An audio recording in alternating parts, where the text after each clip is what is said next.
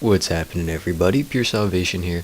Today I've got a Domination gameplay for you guys on Radiation, and I know this isn't the greatest game, and I actually do pretty poorly in the beginning, but I think it's a great video for you guys to be able to learn from my mistakes and, be better when you guys play the game. And so, pretty much what we do right off the bat is we want to rush B, and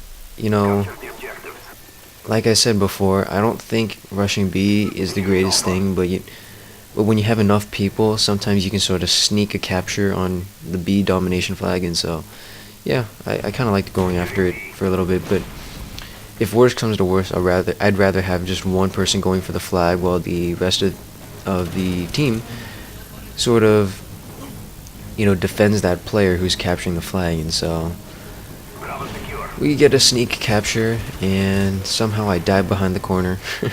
Not sure how, but that's just the lag that you have to deal with.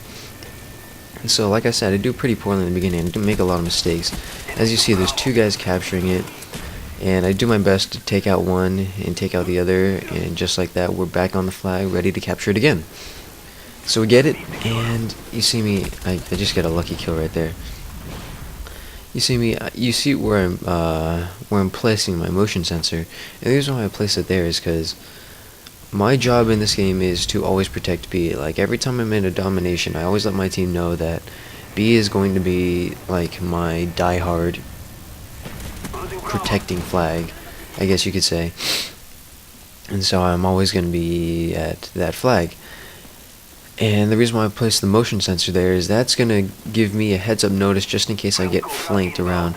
It'll give me a chance to not only defend the flag longer at B, but also protect myself and allow myself to continue protecting the flag. And so I advocate that you guys, find a position where you guys want to protect the flag and domination.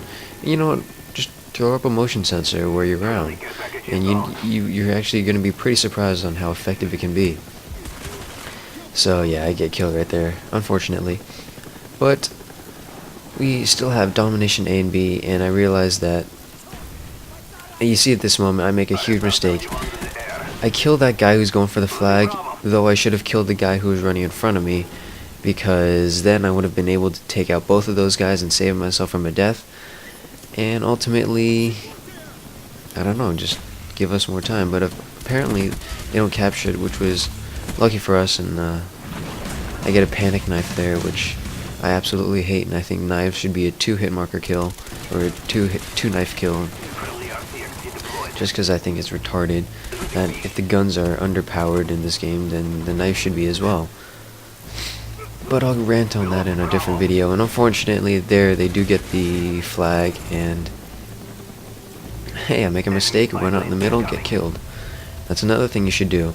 The thing that I tend to do that I highly discourage you guys from doing is every time I hear a flag, like we lose a flag, I'm rushing blindly to get to it.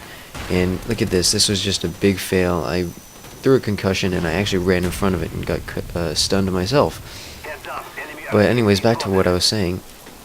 I highly discourage you guys, when you see a flag, you just blindly run after it. You need to slowly maneuver and tactically make your way to the flag instead of just what you saw me do a little bit earlier when we lost B. I just freaking trucked it as hard as I could, and then the guy was just right behind me, and it resulted in me dying. So you see, in order to maintain a good medium in the game, I decided that we had to go for an AC split in order to not keep us out of the game, but to also give us a nice little cushion just while we try to go and attempt to take B. And right here we lose A and we lose C. And the reason why you see me stop right here is I'm looking to try to take out the attack helicopter. And guys, seriously, if you're running in a party, okay, if you guys ever get in a party with me, it's almost a requirement that if you're at level 30 or higher, that every class you have has a Storella class.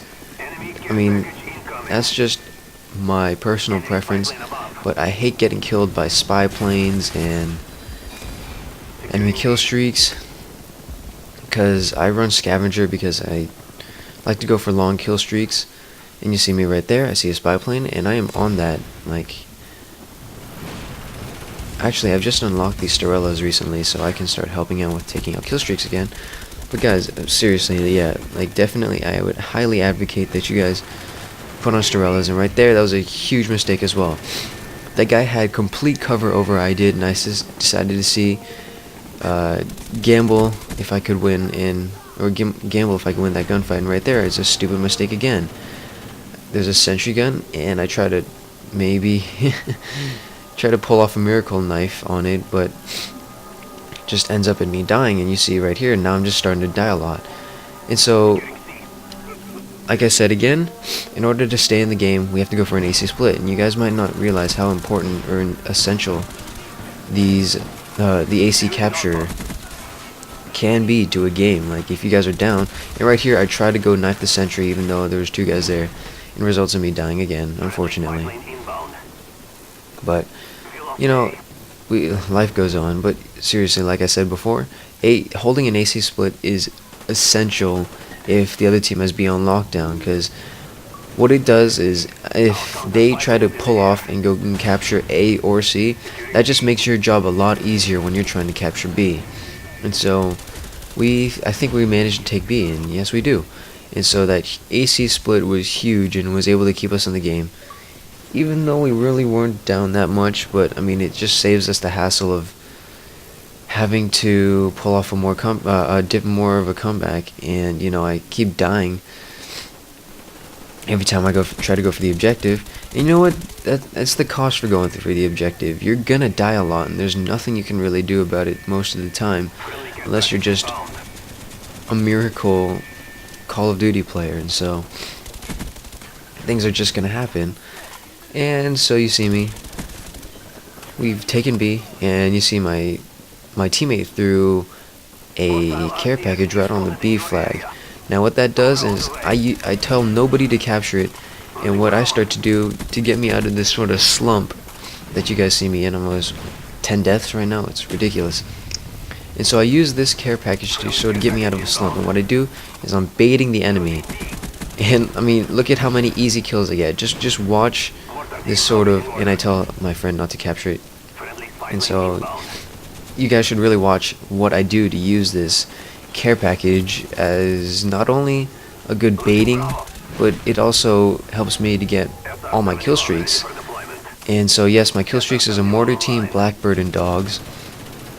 This prestige, or this was before I prestige, and now that I'm a first, my kill streaks are attack helicopter, Blackbird, and dogs. I'm sort of flirting with the idea of going Blackbird, chopper gunner, and dogs, just so I might get more kills. And I don't know, but to be honest, chopper gunner gameplay apparently is not that entertaining, even though I suck with it. But I just digressed, and I will try not to do that again. But anyways, yeah, you see me, I'm on Domination B right now. I'm using that care package to get me my kill streaks. I've got my Blackbird now, and all I need is a few more kills to get my dogs, and we can pretty much go to town on these guys. Because right now, this is really helping our team, and that's another thing. The gunship compared to the dogs. Well, think of it this way. You can still be going for the objective with dogs out. However, with a gunship, you need to go in a corner and call that in, which is pretty much the reason why I don't like to run gunship.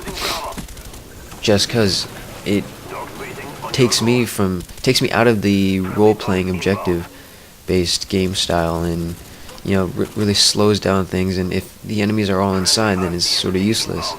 And so right there, I get my dogs, and here's lesson 1 that I failed to do in this game. When dogs are out, that is your duty, or it is your job at that time to go and rush the enemy. Now you guys might be thinking, are you out of your mind? Well, think of it this way. The enemy, if they do kill you, okay, let me rephrase this. If you're the enemy team and you see a dog coming at you versus an enemy shooting at you, more often than not, you're probably going to shoot the dog. And if not, if you do shoot the player and kill him, the dog's going to be right there to clean things up. And so, thanks to my dogs, I'm able to get a nice little spray right there.